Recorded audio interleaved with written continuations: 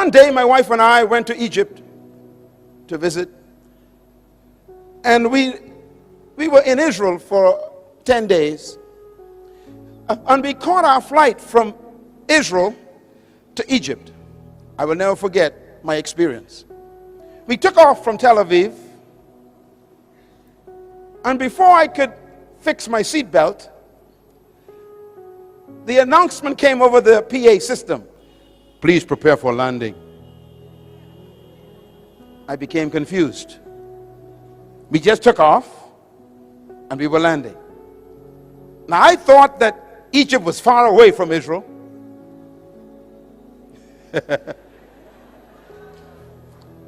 And so I became confused. I said to the flight attendant, I said, excuse me, ma'am, is there a problem? She said, why? I said, why are we landing?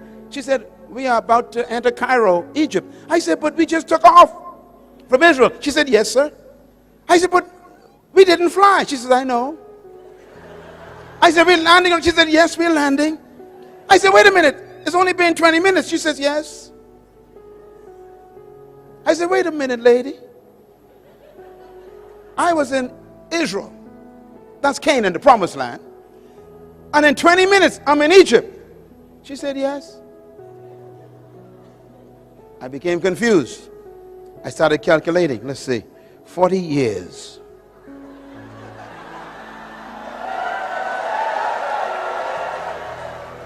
Why would it take 40 years to make a 20-minute journey? Interesting question. When we arrived in Egypt, we went to the hotel, put our bags down. Our guide came later that day to take us to see the pyramids and go to El-Aqsa and all the places of Egypt to see all the pharaohs, you know, the history and everything. And we went to the pyramids and everything, and it's beautiful. And we felt like we entered the Old Testament, because that's where the Old Testament, really, most of it took place.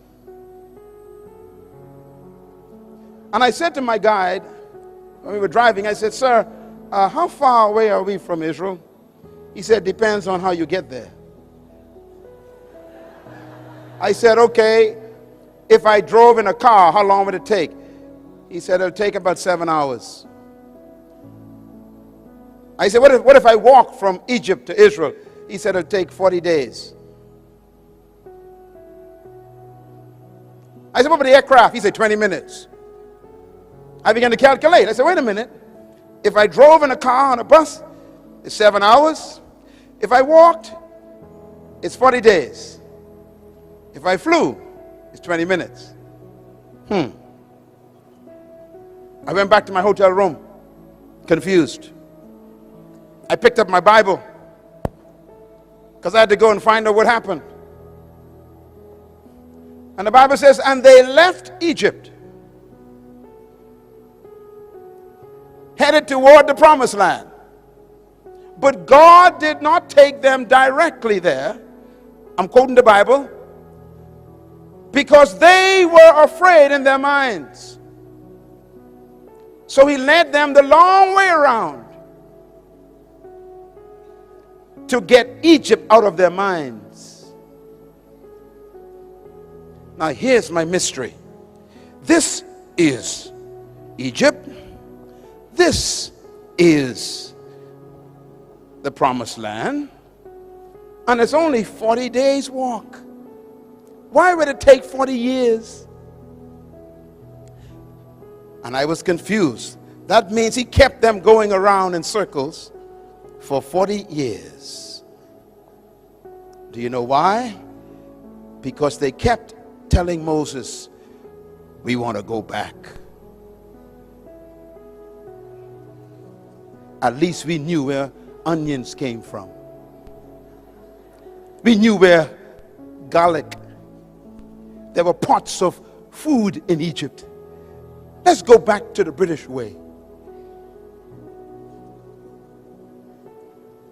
It's too hard to run your own country.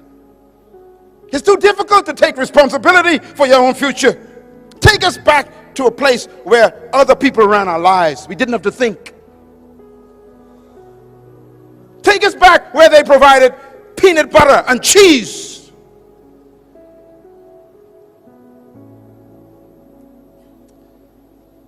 And God says, none of you will enter the promised land because you don't want to get rid of the Egypt thinking. So he led them for 30 years. Do you know why? Because 40 years is a generation. That means he kept them going in circles until he got what they were carrying. They were carrying the next generation. Joshua was not born in Egypt. He was born in the wilderness. Caleb was not born in Egypt. He was born in the wilderness. There are some people in this room who cannot make it to the promised land of the new Papua New Guinea. Why? They still want to go back. I'm not talking to you. I'm talking to the one right behind you.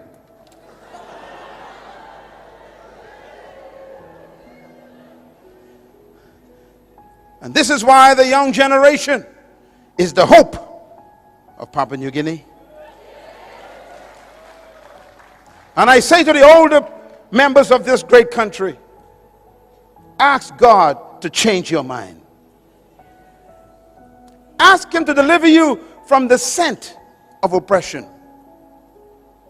Ask him to give you a miracle, not in your body, but in your mind.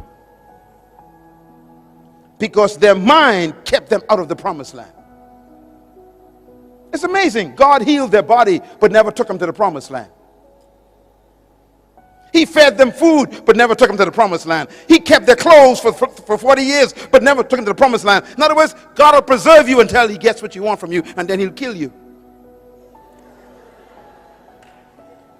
If you don't want to change your mentality, he'll bury you in the desert.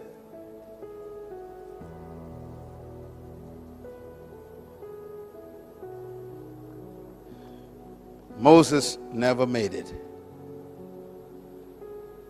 Not even Moses made it. How close are you to the true Papua New Guinea?